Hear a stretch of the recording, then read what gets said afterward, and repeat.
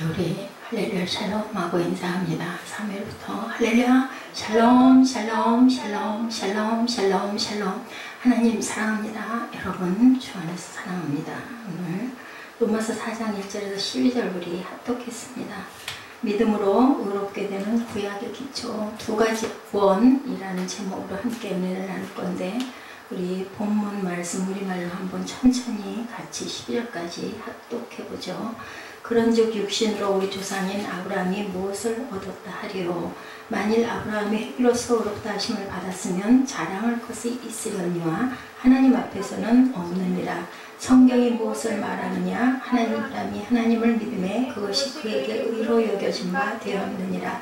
일하는 자에게는 그 삭시 은혜로 여겨지지 아니하고 보수로 여겨지려니와 이를 아니할지라도 경건하지 아니한 자를 의롭다 하시는 이를 믿는 자에게는 그 믿음을 의로 여기시나니, 이라는 것이 없이 하나님께 의로 여기심을 받은 사람이 복에 대하여 다윗이 말한 바, 불법이 사함을 받고 죄가 가려짐을 받은 사람들은 복이 있고 주께서 그 죄를 인정하지 아니하실 사람은 복이 있도다 함과 같으니라. 그런즉 이 복이 할례자에게냐 혹은 무할례자에게도냐? 무릇 우리가 말하기를 아브라함에게는 그 믿음이 의로 여겨졌다 하노라. 그런즉 그것이 어떻게 여겨졌느냐? 할례시냐 무할례시냐? 할례시가 아니요 무할례시니라. 그가 할례의 표를 받은 것은 무할례시의 믿음으로 된 의를 인치는 것이니, 이는 무할례자로서 믿은 모든 자의 조상이 되어 그를 또 의로 여기심을 얻게 하려 하심이라. 또한 할례자의 조상이 되었나니 곧 할례 받을 자에게뿐 아니라 우리 조상 아브라함이 무할례시에 가졌던 믿음의 자체를 따르는 자들에게도 그러하니라. 아멘. 네. 두 가지의 구원에 대해서 말씀하고 있죠.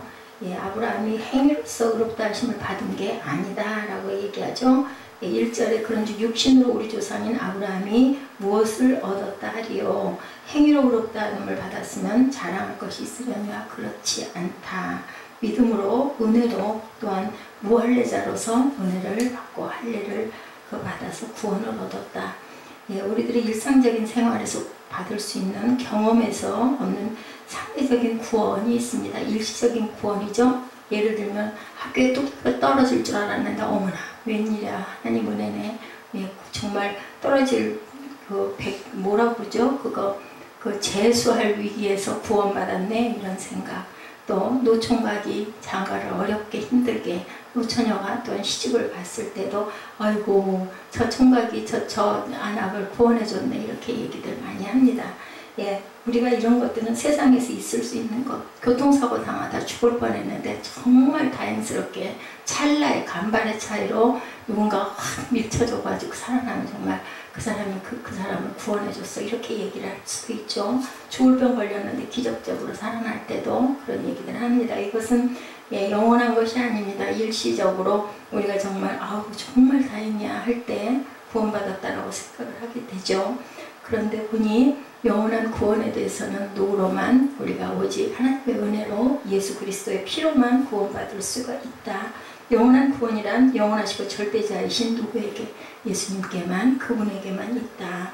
인간 구원의 필수적 조건은 두 가지로 요약이 되는데, 지금 설명한 것처럼 상대적이고 유한한 인간에게는 절대적인 구원이 있을 수 없다. 그리고 순간적인 구원, 그 시간, 그 찰나에서 모면하는 그런 구원을 얘기할 수 있다. 둘째는 인간의 노력과 선행과 철학적 노력으로는 인간은 구원받을 수 없다. 이 두 가지 사실을 인정하지 않는다면 우리의 구원은 진정으로 이루어질 수가 없다. 그래서 자기의 뭐랄까 가치관이라고 그러나요? 뭔가가 딱 서 있는 사람들은 예수 믿기가 굉장히 힘듭니다. 이지적으로 생각하고 머리로 계산하고 또 딱딱 자기의 그 어떤 줄기를 뿌리를 세우는 사람들은 정말 은혜 받기가 힘든데, 그런 사람이 또 한 번 무너지면 정말 절대 변함이 없죠. 그러니 사울 같은 사람이 하나님께는 꼭 필요했어요. 그래서 기적적으로 나타나시죠. 모든 사람에게 이렇게 나타나 주시면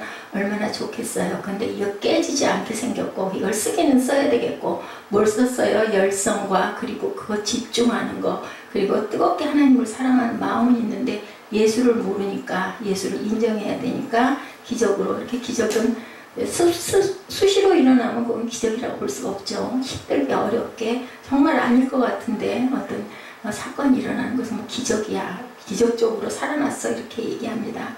그래서 오늘 구약에 기초한 구약의 기초라고 얘기했죠. 아브라함이 여기 등장합니다. 믿음의 조상 아브라함. 창세기가 구원의 시작이에요. 사실은 이런 구원의 내용은 창세기에서 시작되는데 4장 1, 2절에 보면 그런즉 육신으로 우리 조상된 아브라함이 무엇을 얻었다 하리요. 만일 아브라함이 행위로 의롭다 하심을 얻었으면 자랑할 것이 있으려니와 하나님 앞에서는 없느니라. 우리 로마서 4장 1절에서 2절에 이렇게 말씀하고 있는데 창세기에도 이 말씀이 나타나 있다라는 거죠. 구약에 특별히 창세기에 나타난 아브라함이란 이스라엘 백성들에게 있어서는 영적인 지주예요.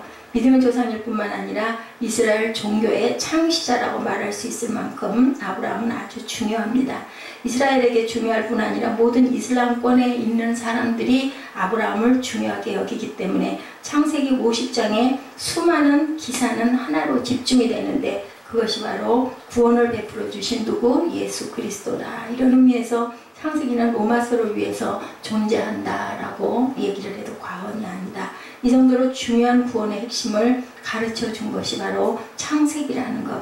아브라함이 받은 구원과 믿음이 무엇인가가 바로 이스라엘이 받아야 할 구원과 믿음이 무엇인가. 그래서 이삭을 죽인 사건이 바로 예수 그리스도의 십자가의 처형 그리고 어린 양, 우리를 구원할 양을 예시해 준다라고 그렇게 얘기를 하죠. 그래서 이삭을 죽이지 않고 뒤에 순양이 있는 것을 대신 번제를 각을 떠서 번제 드리라고 하나님 음성이 나타나죠. 그러니까 이삭을 죽이는 게 아니라 대신 준비한 어린 양이 있다라는 그런 상징을 얘기한다.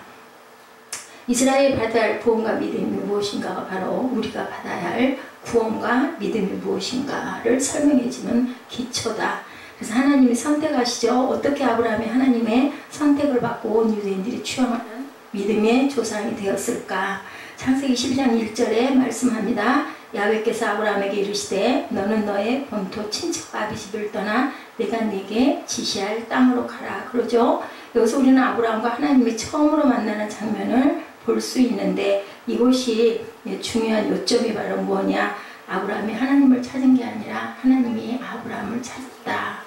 우리가 그냥 예수 믿은 것 같지만 사실은 하나님이 나를 부르셨다. 그죠? 많은 예언자들도 어떻게 해요? 하나님의 음성을 듣죠? 하나님이 찾아오셔서 그 소리를 듣습니다. 특별히 사무엘 같은 경우에는 3번을 불러도 못 알아들어요. 그죠? 엘리도 귀가 어둡고 또 영적으로 눈이 어둡고 귀가 어두워서 못 알아듣고 4번째 내가 여기 있나이다 라고 대답을 하는 걸 보면 많은 선지자들이 하나님의 음성을 듣습니다. 이사야에도 그죠? 성전에 우시아 왕이 돌아가더니 성전에서 기도하다가 그죠? 영광을 보게 되는 것을 우리가 봅니다.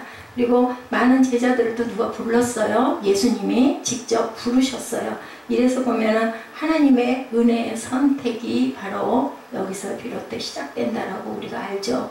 하나님이 우리를 왜 그럼 구원하셨을까? 무엇 때문에 우리를 이렇게 찾고 찾으시고 그러면서 계속 얘기하시죠. 너나 필요하면 나 찾아. 너나 필요하면 나 자꾸 불러. 너나 필요하면 자꾸 문을 두들겨. 그럼 내가 들어가서 너랑 먹고 마시고 함께 있을게.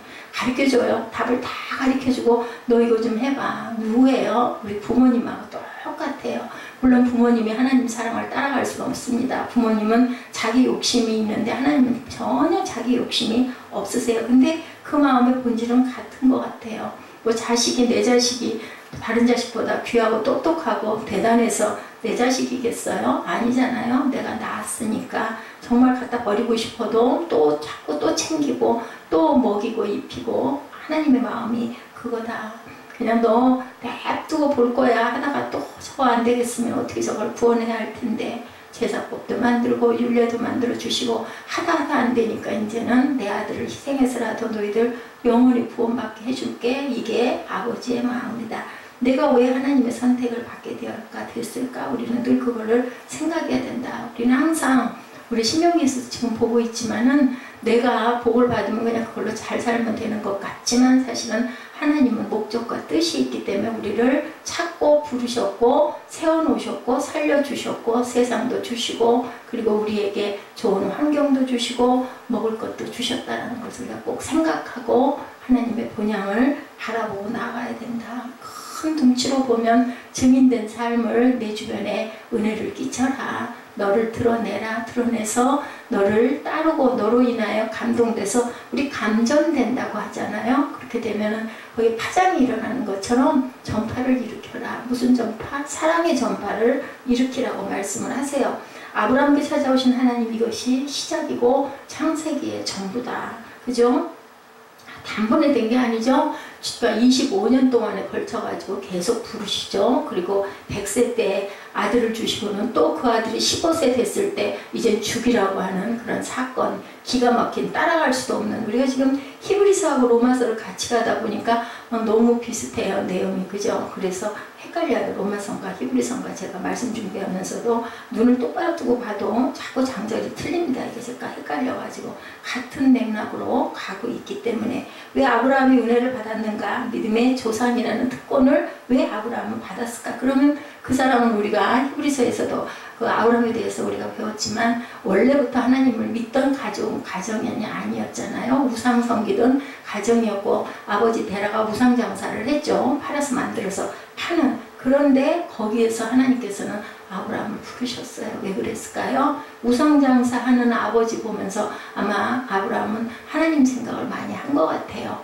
밤이면 하늘에 나가서 별도 바라봤을 것 같고, 그저 자연을 바라보면서 창조주 하나님을 생각하지 않았을까? 왜냐하면 우리 마음에 그 마음을 갖고 있거든요. 예수 안 믿는 사람도 뭔가에게 막 기도하고 싶은 마음이 있어요. 예수를 모르는 우리 그 선진들도 보면은, 그래서 그 아주 뭐 굉장히 깊이 묵상을 하고 이러는 분들은 자기가 돌아갈 때를 안다라는 얘기가 있어요. 왜냐하면 깊은 마음 안에 하나님께서 우리에게 그런 그 생각을 주시죠. 그래서 우리가 묵상이 다른 게 아니죠. 말씀을 깊이 생각하는데, 우리 학문을 많이 하시는 어른들은 아마 성경을 묵상하진 않았어도 그 유교도 보면은 굉장히 그 선의 얘기를 많이 하잖아요. 그런 부분에 그 깊은 묵상을 하면서 아마 많은 것들을 생각하고 깨달지 않았을까, 저는 그렇게 생각을 합니다. 왜냐하면 우리 마음 안에 하나님께서 그 영을 주셨기 때문이에요. 깨달지 못했지만.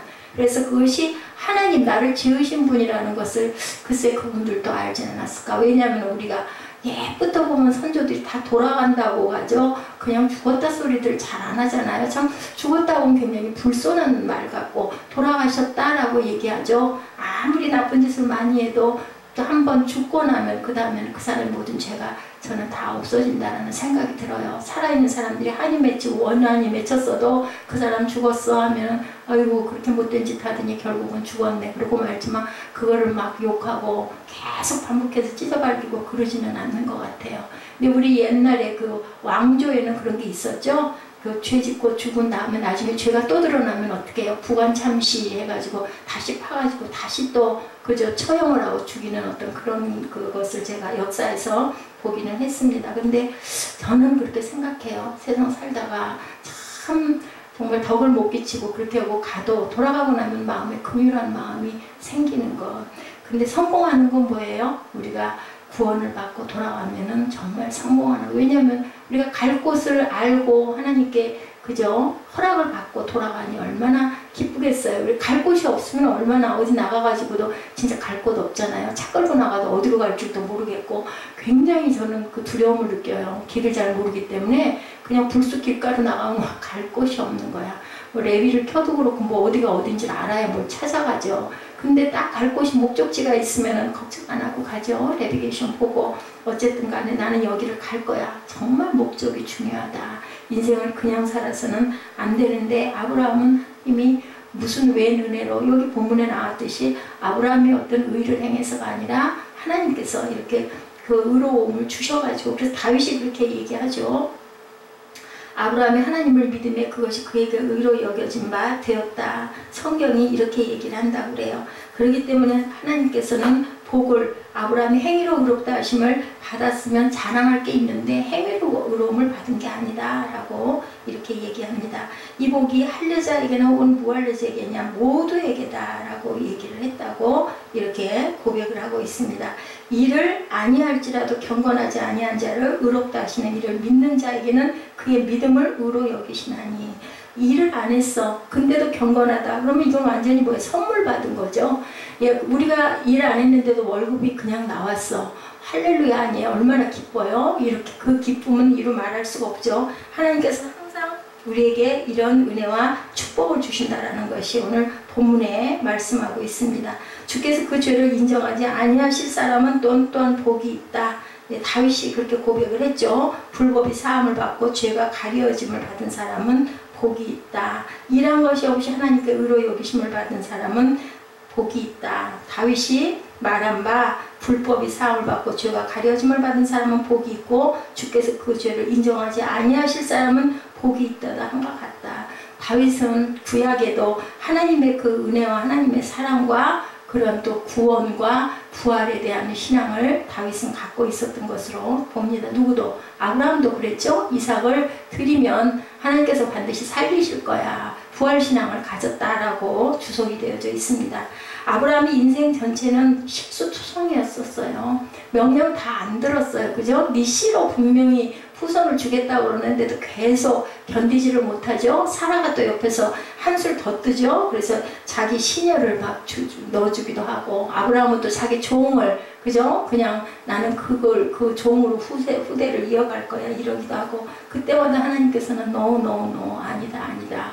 그리고 이제는 이스마엘까지 낳죠. 하가를 통해가지고. 그래서 지금도 모압과 암몬 족속이 이스라엘을 괴롭히는, 하나님 말씀 안 들으면 그때는 참 왕성하게 뭔가 일어나는 것 같고, 에이 그런 게 어딨어. 우리 삶도 그래요. 생활도 에이 그런 게 어딨어. 잘만 사네. 뭐 그 사람들 예수 안 믿더니. 근데 반드시 그 부분의 끝부분에 보면은 그게 잘 일어나는 것 같지만 결국은 망하는 것을 봅니다. 근데 제 주변에서도 항상 아유, 왜 공부는 안 시키고 맨날 저렇게 구역 예배 드린다고 온 집안은 완전히 그냥 설거지통을 그냥 아주 넘쳐나게 그렇게 막 해서 죄 엎어놓고 저 집이 저 꼴이 저게 뭐야. 동네 사람들이 말하죠. 아이고 무슨 예수를 저렇게 믿어.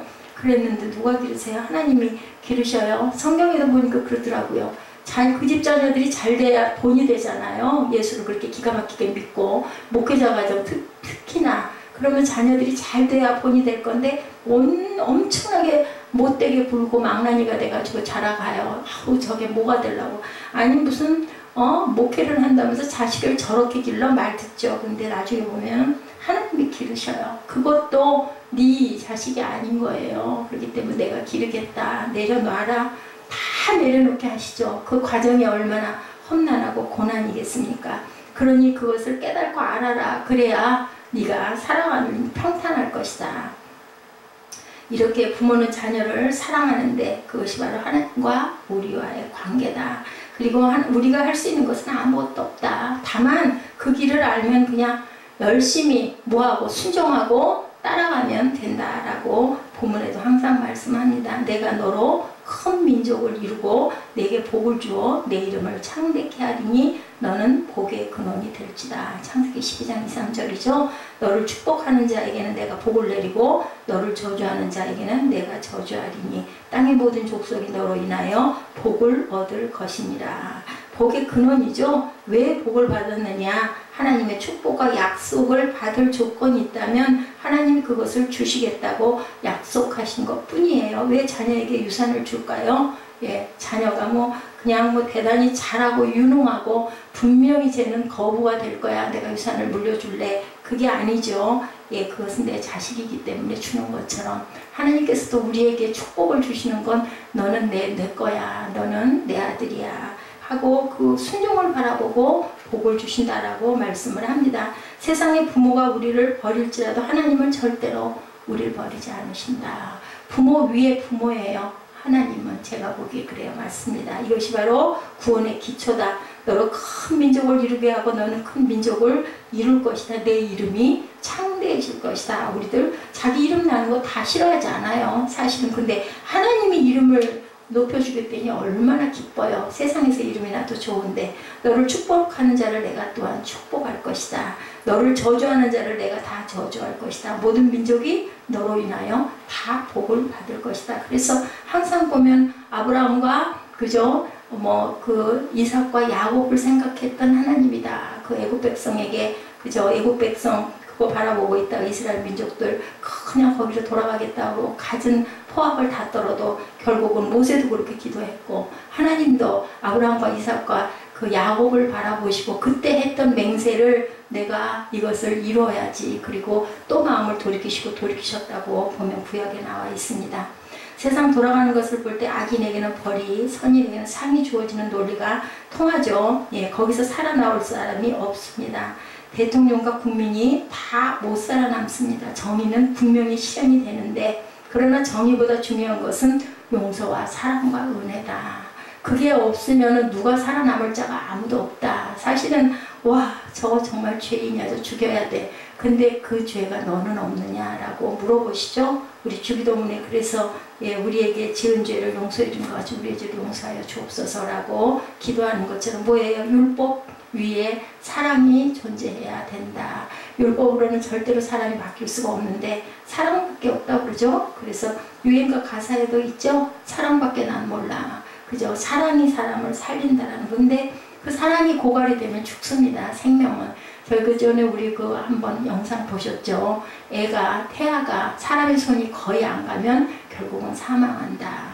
그러니까 사랑으로 감싸야지. 그 전에 우리 그 미국 그거 뭐 따라간다고 애 각방에다 따로 놔두고 그 시간 탁탁 맞춰가지고 우유꼭지 갖다 입에 물리고 그렇게 해서 기르다가 나중에 어떻게 됐어요? 한 방에 재우고 모유 먹이자. 그죠? 그러면 우리나라 선조들이 얼마나 그게 지혜로웠나. 그냥 엄마들이 어떻게 해요? 등에다 애 업고 다리는 이쁘지 않았다고 해요. 근데 애 업고 등에다 업으니까 그 온기와 엄마 체온을 느끼잖아요. 애가 안정을 하죠. 그리고 또 젖이 먹고 싶어 배고파 하면 앞으로 휙 돌려서 끌어안아가지고 이렇게 가리고 아이 젖 먹이는 그런 세대들 옛날에 많이 봅니다. 그렇게 자랐기 때문에 부모에게 순종하고 사랑을 하고 요즘에 반발이 많이 일어나는 게 그런 사랑이 부족해서 일으키지 않을까. 근데 우리 사무엘은 참 그거는 있는 것 같아요. 그래서 자녀를 기를 때는 꼭 사랑으로 키워야 된다.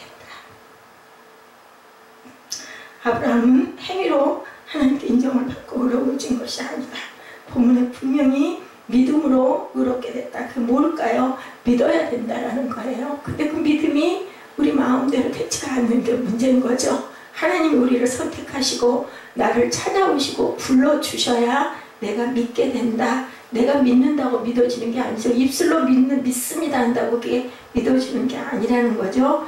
예, 하나님은 항상 아브라함은 하나님을 알아주고 인정해주고 신뢰해주고 그것을 따라주었다. 아브라함이 순종했다라는 게 제일 중요한 게 순종. 그 다음에 오래 참음.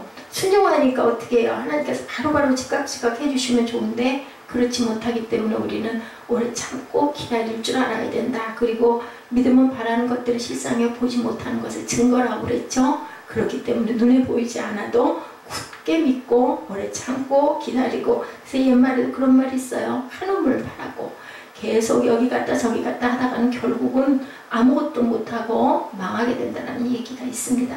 예수 믿는 사람은 구원받는다는 것, 예수 믿는 사람은 구원을 받는다는 것. 이론적으로 따지면 어떻게 예수 믿으면 구원을 받아요? 그죠? 누가 그랬대. 어떤 청년이 2000년 전에 그 사람과 내가 무슨 관계가 있냐고. 은혜 안 받았으니까 당연히 그죠? 이론적으로 따져보면 무슨 한 청년이 죽으면 그게 그 사람 하나가 죽었다고 나도 그걸 믿으면 구원을 받느냐고 이렇게 얘기를 했다고 그래요. 근데 하나님께서는 우리에게 이 정말 믿을 수 없는 이것을 믿을 수 있는 믿음을 주셔서 죽어도 내가 살고 살아도 내가 살고 사나 죽으나 나는 주의 것이로소이다. 찬양처럼 좋은 게 없는 것 같아요. 가끔 마음이 내려앉을 때는 저는 기도도 안 될 때 있어요. 솔직히 말해서. 그럼 그냥 찬양 틀어놓고 그냥 딴 거 해요. 일상 뭐 그저 새벽 예배 준비도 하고 뭐 그저 주보도 만들고 하면서 찬양 틀어놓고 듣다가 막 마음에 꽂히는 거 있으면 계속 반복해서 들어요. 그래서 그거 가지고 또 우리 예배 때 같이 들으면서 또 은혜를 느끼고 가사 잘 모르고 또한 그 리듬이 잘 익숙하지 않아도 또 가사에서 은혜를 받고 가사를 잘 몰라도 또 곡조에서 은혜를 받고 참 그래서 그 복음성가를 만든 사람들은 다 영에 감동된 사람들이구나. 성경에 기초가 돼가지고 하니 우리가 성경을 따로 찾아보지 않아도 기억이 나고 시편 보다가 솔직히 문득 보다 이거 우리 찬양 때 그 가사네 이렇게 느낄 때가 저는 여러 번 있었습니다. 3절에 성경이 무엇을 말하느냐 아브라함이 하나님을 믿음에 이것이 저에게 의로 여겨진 바 되었다. 하나님에 대한 신뢰 하나님을 믿어준 것 바로 이것이 우리 구원의 뿌리고 동기라는 것. 예. 그가 하신 말씀을 순종하고 믿는 것, 믿고 그것을 따르는 것, 이것이 뭐다? 은혜다. 그리고 또한 그 믿음이 능력이 돼서 나타난다. 목마르고 믿었다고 하면서도 능력이 나타나지 않는 이유 우리들 뭐예요? 하나님을 믿고 신뢰한다고 하지만 실제로 온전하게 신뢰하지 않기 때문에 그 능력이 나타나지 않는다. 교회 나와서 우리 항상 믿습니다. 근데 그 말 입술로 하는 것도 대견해요. 저는 그렇게 생각해요. 그것도 안 하잖아요. 근데 입술로 믿을 줄 알아야 됩니다. 긍정적인 말, 더구나 말씀, 그것에는 우리가 항상 아멘이 따라야 된다. 예, 우리가 항상 보면 내가 하나님을 믿고 있는가 가끔 생각하죠. 정말 나는 믿음이 있을까? 나는 정말 그 사실을 진짜 믿고 있나? 이런 생각 많이 합니다. 예, 어떻게 보면 내가 이 자리에 서 있는 것 정말 맞나? 이런 생각 제가 할 때가 있습니다. 나는 얼마나 하나님을 믿나? 만약에 누군가가 와가지고 너 예수 믿어? 예수 믿으면 너 죽일 거야. 우리 그 순교자들처럼 안 믿는다 그러면 살려줄게. 일제시대에 그랬다고 그러죠. 그럼 과연 나는 정말 당당하게 뭐 죽일래면 죽여. 난 예수 믿어. 나는 예수님 믿어. 나는 하늘나라 갈 거야. 당당하게 망설임 없이 할 수 있을까? 겁 많은 내가. 그죠? 이런 생각 할 수 있어요. 하나님을 신뢰하는가는 점과는 달라요. 사실 그런 부분들을 보면은 성경을 많이 알고 있다는 것도 또한 신뢰할 수가 있는데 교회를 잘 다니고 오래 다녔다는 점을 우리가 의지할 수도 있는데 당황하는 건 뭐예요? 예, 전도를 그렇게 많이 했는데 성경도 정말 많이 읽었는데 예, 우리 집에 불이 나면 우리는 당황합니다. 눈앞이 깜깜해. 어떻게 누가 아프다 그러면 아유 그거 왜 그럴까? 그래 병원 찾아가 봐야지. 그러지 우리 먼저 기도합시다 하는 얘기가 얼른 나오지 않는다라는 것. 예수 이름으로 했던 어떤 행위나 전통이나 경험 같은 것들을 의지하는 것, 내 행위를 믿을 수가 있다는 것. 정말 믿음으로 아버지가 하실 거야. 내가 나를 내맡길 수 있을까? 내 생명을 내맡길 수 있을까?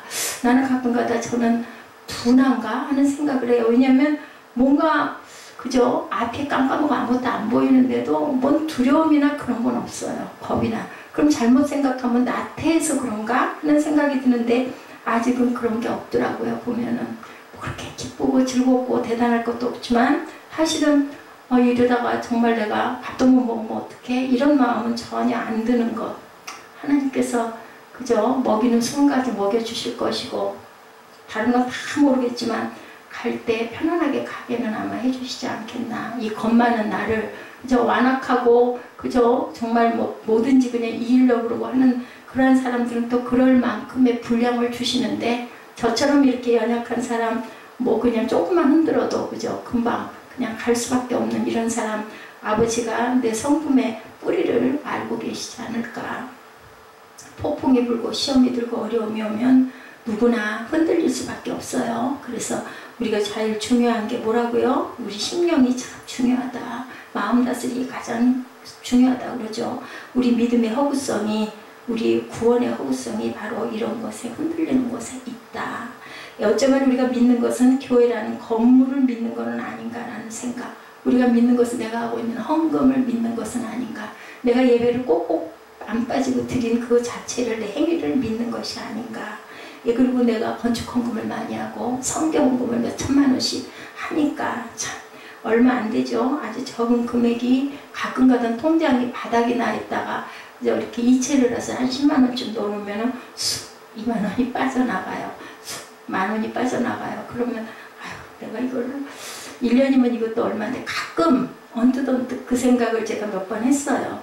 이거 뭐 그죠? 전화비 줄인다고 뭐 하나도 끊어버리고 그러기도 하는데 이게 계속 사랑밭으로 나가고 그죠? 극동으로 나가고 막 이런 것들 보면서 근데 한편 또 생각하면 하나님께 받은 은혜가 얼만데 내가 뭐 내 걸로 먹었나?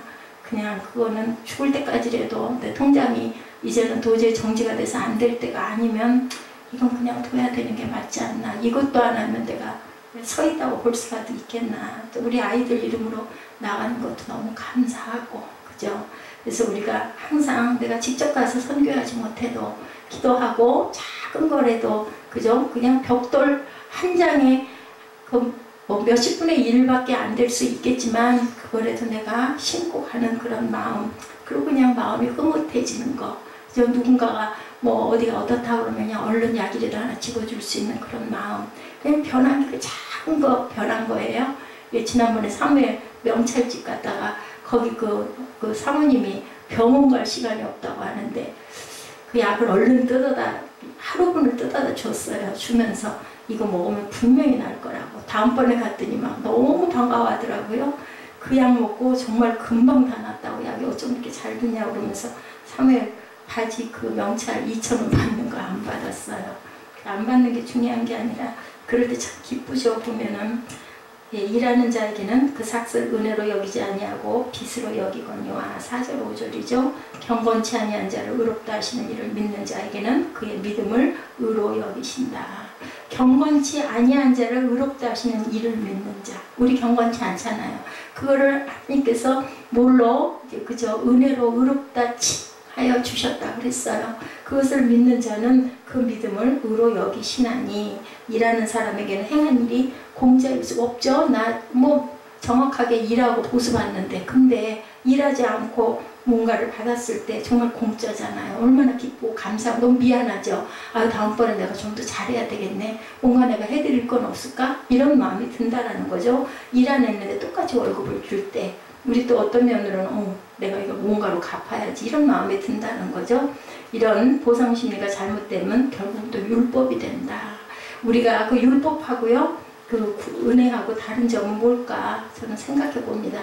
율법은 그냥 꼭 해야 되니까 하는 거, 예배 드려야 되니까 예배 드리는 거, 이게 율법이 될 수 있고, 그걸 하나님은 제사를 원하지 않는다는 말씀인 거예요. 우리가 마음으로 정말 예배 드리고 싶어서, 말씀 나누고 싶어서, 또 내가 기뻐서 달려올 때 하나님께서 나를 기뻐해 주신다. 너 나 찾아왔니? 기도도 마찬가지일 것 같아요. 아이고 이거 해야 되니까 내가 최소한 20분은 앉아서 기도해야지. 근데 생각은, 머릿속은 딴 데로 막 달려가. 그건 기도가 온전하게 기도가 되지 않죠.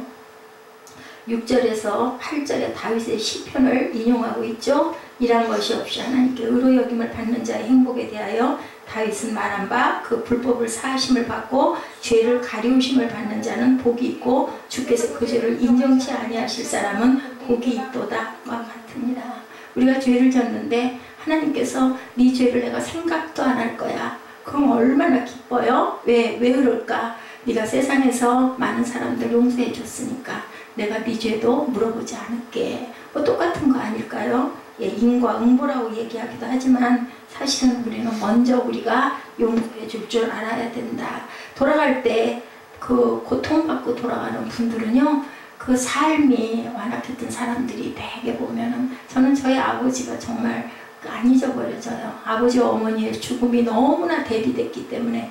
그래서 항상 아무리 잘못을 많이 저질렀더라도 어느 순간에는 그런 모든 것들을 마음에서 털어버리고 비워버려야 할 필요가 있는데, 그렇게 굳어진 그 영혼이 그 일이 일어나려면 뭐가 일어나야 될까요? 기적이 일어나야 돼요. 그 기적이. 나이가 먹으면 먹을수록 사람이 버릇을 고치기가 힘들고 생각을 바꾸기가 힘들거든요. 기적이 일어나서 하나님 은혜가 임하지 않으면 사람이 바뀔 수가 없다.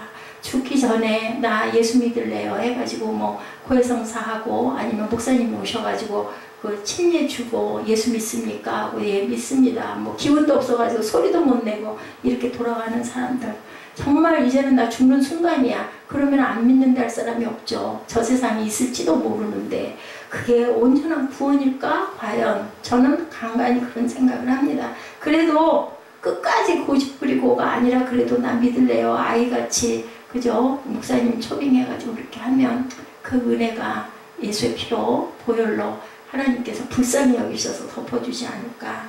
근데 끝까지 고통받고 혼자서 누가 임종도 못 지키고 막 두려워하면서 돌아간 분의 그 몸 시신을 보면 보여요. 얼굴 딱 모습 자체가 달라. 온화하게 그냥 기쁘게 잘 돌아간 분하고 고통받다가 혼자 두려워하고 무서워하고 다 보면 돌아간 사람들 보면 저승사자가 왔다는 소리들 다 하거든요. 시커멓게 와가지고 나를 붙잡아 가려고 하는 그런 게 보인다고 막 얼마나 무섭겠어요. 근데 우리가 예수를 주님을 영접하고 내가 갈 곳이 있다라는 사람은 어때요? 아, 나 이제 때가 됐나 보다. 그래서 준비하고 나는 얼른 잘 갈 거야. 그런 마음 가지고 눈 감고 그냥 주님의 세계로 가면 얼마나 그게 평강이고 기쁨일까. 남의 죄는 들켰으면 좋겠고 나의 죄는 감춰졌으면 좋겠다는 생각 우리 누구나 다 해요. 사람의 심리입니다. 예, 자신의 죄는 감춰지기를 원하죠. 다윗도 내 죄가 감춰지면 그것이 행복이다, 복되다 라고 그렇게 얘기하잖아요. 이거는 성령으로 한 이야기예요. 남의 이야기를 들춰내는 것은 좋은 게 아니다. 그 죄는 하나님이 상관하실 거고 그 죄가 가려진 것을 보고 그걸 들추려고 하지 말아라. 그냥 하나님이 알아서 하실 일이지. 내 죄를 돌아볼 줄 알아야 되겠죠. 저 사람 죄를 바라보면서 그걸 정죄할 게 아니라 내 죄를 돌아볼 줄 알아야 된다. 쫓기던 사람이 누가 숨겨줘서 간신히 살아날 때 굉장히 고마운데 그거 누구에게 고발하고 잘 됐네 저거 잡혀가니까 쌤통이야. 나중에 꼭 그 벌을 받아요. 보면 그죠? 죄가 가림을 받는 사람은 복된 사람이다. 주께서 그 죄를 인정치 아니하시는 사람은 복이 있다라는 거죠. 사람들은 죄에 대한 대가를 반드시 치러야 한다고 하면서도 하나님은 우리의 붉은 죄, 검은 죄를 다 덮어주시는 하나님의 사랑과 은혜다. 진정한 행복은 죄가 용서받고 가리움을 받는 데서 온다. 가리움을 받지 않아도 괜찮은 사람은 아무도 없다. 모두 다 죄인이죠. 행복의 조건에 대해서 말씀해요. 구원에 대한 구약에서의 세 번째 말씀은 90절까지의 말씀인데 그런즉 이 행복이 할례자에게뇨 무할례자에게뇨 대저 우리가 말하기를 아브라함에게는 그 믿음을 의로 여기셨다 하노라. 그런즉 이를 어떻게 여기셨느냐? 할례시냐 무할례시냐? 할례시가 아니라 무할례시니라. 저가 할례의 표를 받은 것은 무할례시의 믿음으로 된 의를 인친 것이니 이는 무할례자로서 믿는 모든 자의 조상이 되어 저희로 의로 여기심을 얻게 하려 누가? 아브라함이. 첫째는, 두 번째는 누가? 다윗이. 그죠? 나오죠? 셋째는 할례에 대한 이야기에서 구약의 기초다라고 아까 제가 말씀을 드렸습니다.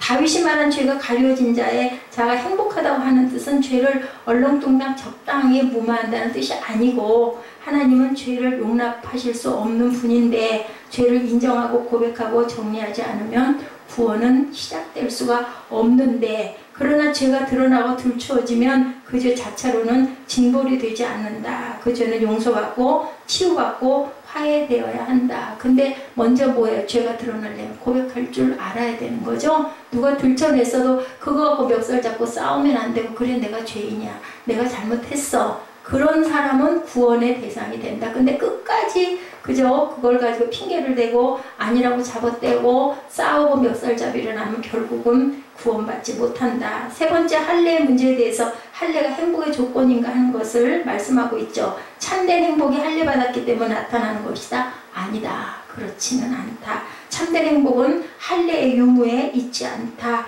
할례를 받건 받지 않건 하나님을 정말로 신뢰하는가가 행복의 기준이다. 그래서 우리는 율법이 아니고 그 안에 어떤 마음을 중심을 품고 있는가가 중요하다. 우리 신명기에서 계속 그 얘기 새벽이면 하고 있습니다. 하나님의 할례를 받으라는 말을 믿고 순종해서 의롭게 된 것, 아브라함이 의롭게 된 것은. 근데 그걸 꼭 받지 않아도 억지로 받는 것은 아무 소용이 없다. 받지 않아도 마음이 이미 할례를 했으면 그건 할례자다라고 하나님은 말씀하시죠. 할례를 명하신 하나님을 신뢰했기 때문에 믿음으로 의롭게 되었다함을 얻은 것이다. 우리 세례 받는 게 똑같은 거예요.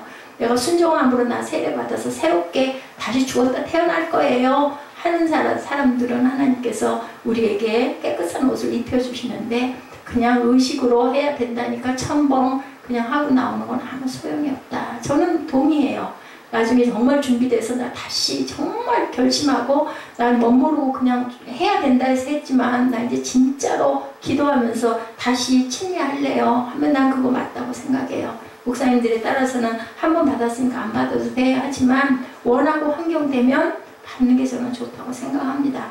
아브라함은 모든 무할례자의 조상, 믿음의 조상, 할례자의 조상, 믿음의 조상. 할례나 무할례나 그게 중요한 건 아니다. 11절 12절이죠. 또한 할례자의 조상이 되었나니 곧 할례 받을 자에게 뿐 아니라 우리 조상 아브라함의 무할례 시에 가졌던 믿음의 자체를 쫓는 자들에게도다. 아브라함의 할례 받기 전에 무할례 시에도 그 믿음을 쫓는 자들에게, 그 믿음의 자취를 쫓는 자들에게도, 그에게도 구원이 있다. 그가 믿음으로 인치심을 받은 것은 무할례 시 하나님을 신뢰함으로 된 것이다. 할례 때문이 아니다. 그렇기 때문에 할례나 무할례나 그게 중요한 게 아니다. 하나님을 신뢰했느냐 신뢰하지 않았느냐가 중요하다. 성경을 100번을 필독을 하고 100번을 필사를 해도 그게 중요한 게 아니다. 금식의 위험도 40일 금식을 하면 그 얘기를 하면서 뭔가 자꾸 자기를 드러내려고 그래. 누가 예수님이 40일 금식하셨기 때문에 나도 40일 금식을 5번을 했어 막 그런 얘기를 하면 뭔가 어머 대단해 저 사람은. 그것도 온전한 금식의 모습이 아니다라는 거죠. 아무도 보지 못하게. 물론 40일 금식을 하면 주변에서 다들 막 염려하고 중보기도 해요. 왜냐하면 죽는 거죠. 생명을 내. 그렇게 금식하다가 37일 만에 35일 만에 그 생명이 돌아간 사람들도 많이 있습니다. 주변에 보면. 그렇기 때문에 다들 염려하고 하지만 그것을 그 음식의 횟수를 가지고 자랑을 해서는 그것도 온전한 할례가 아니다. 그거는 그런 거는 중요한 게 아니다. 신앙의 위기, 이것이 바로 무서운 비신앙의 자리에 들어가게 되는 오히려 위기가 될 수가 있다. 저는 지금 생각해보면 어떻게 그렇게 금식을 자주 많이도 했나. 지금은 한 끼만 건너가도 막 온몸이 후들후들 떨리고 숨이 안 쉬어지는데 어떻게 그랬을까. 때가 있는 것 같아요. 때가 이렇게 때가 단계 거쳐가며 글쎄요 그 모습을 보시지 않았을까. 정말 저는 한 달 동안에 먹는 날이 안 먹는 날보다도 먹는 날이 더 훨씬 적었었던 그런 그 시절이 있었어요. 30대 40대 그때 엄청나게 금식을 많이 했죠. 근데 몸도 생각할 줄 알아야 된다. 지금 그 금식이 끊어진 지 몇 년 안 됐죠. 10수년을 또 아침 금식 계속하고. 근데 지금은 시간 되면 배고파요. 아침에도 한 9시 그 시간쯤 되면 어디 혼자 나가 있어도 그때 되면 배가 고프고 기운이 없어요. 참 보면 위장이 딱 그 시간을 알고 신호를 하고 습관이 굉장히 중요하다. 하나님을 신뢰하는 것은 하나님의 의가 되지 않는다. 이 순간 내가 하나님을 신뢰하고 있는가, 내가 어떤 새로운 사실을 결정할 때 하나님을 신뢰하는가, 그게 굉장히 중요하다. 그래서 매일매일 우리는 결단하고 산다. 내 신앙의 전통이 중요한 것이 아니고 내 믿음의 결단이 중요하다. 이것이 아브라함과 다윗, 할례 이 세 가지 기초에 의해서 이루어진 것이라고 오늘 본문에서 말씀하고 있습니다. 행위가 아닌 믿음으로 얻어지는 구원은 다른 건 몰라도 구원 문제에 있어서는 깊고 예리하고 분명하게 우리가 그 정의를 가질 줄 알아야 된다. 일시적이고 상대적인 구원을 바라는 사람들이 아니라 어떤 사랑, 영원하고 절대적인 구원의 사랑을 입은 저와 여러분들이라는 것. 구원은 행위로 얻어지는 것이 아니고 선행으로 얻어지는 것이 절대 아니고, 근데 기가 막힌 건 공짜로 얻어지는 것이다. 우리가 감당할 것, 감당하기 어렵고 황당하지만 공짜로 얻었지만 절대로 시시한 게 아니다. 절대적이고 영원한 진리를 우리에게 주신 예수 그리스도의 은혜로 우리가 구원을 받았다. 그리고 그래서 항상 말씀이 뭐라고, 두렵고 떨림으로 너희 구원을 이루라, 이렇게 말씀하죠. 우리는 그 구원을 이루어가고 있는 사람이다. 언젠가 그 구원은 주님과 함께 어디에서, 천국에서 우리가 완성할 것이다 라고 말씀하죠. 그 구원은 행위로 얻어지는 게 아니라 믿음으로 얻어지는 것이라는 것을 깊이 깨달아 아는 저와 여러분 되시기를 주님의 이름으로 축복합니다. 기도하시겠습니다. 하나님 감사합니다. 구약의 기초를 사도 바울을 통해서 또한 아브라함을 통해서 우리가 봤습니다. 우리는 구원받은 것을 너무나 간단하고 쉽게 생각하고 몇 시간 정도 듣고 끝내려 하지만 이 구원에 깊이 들어가게 하시고 구원의 샘물에서 그 물을 먹고 마시게 하시고 그 물로 인하여 많은 사람들에게 그 구원을 주님 전달할 수 있고 우리가 간증할 수 있고 증거할 수 있는 증인들의 삶을 온전하게 살아내는 그런 믿음의 자녀들 되게 하여 주옵소서. 아브라함과 이삭과 야곱에게 내리신 하나님의 귀한 구원의 축복이 하나님 이 새생명 세리교회 위에 강물처럼 넘쳐나게 하여 주옵소서. 감사드리옵고 예수 그리스도 이름으로 감사하며 기도드렸사옵나이다. 아멘. 오직 의인은 믿음으로 말미암아 살리라. 우리 찬양하죠.